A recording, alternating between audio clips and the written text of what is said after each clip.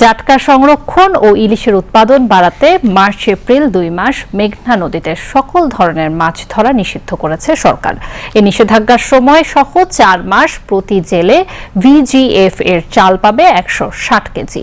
এই নিষেধাজ্ঞা বাস্তবায়ন করার জন্য নদীতে মৎস্য বিভাগ, উপজেলা, জেলা প্রশাসন, পুলিশ ও কোস্টগার্ডের সমন্বয়ে প্রতিদিন অভিযান পরিচালনা করা হবে।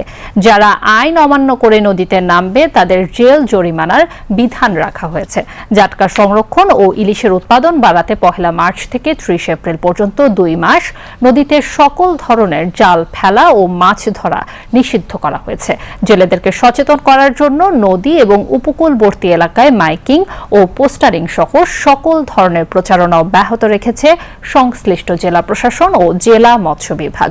জাটকা সংরক্ষণ ও ইলিশের উৎপাদন বাড়াতে 2 মাসের নিষেধাজ্ঞা বাস্তবায়নে কাজ করছে জেলা ও উপজেলা প্রশাসনের নেতৃত্বে টাস্ক ফোর্সের সমন্বয় কমিটি।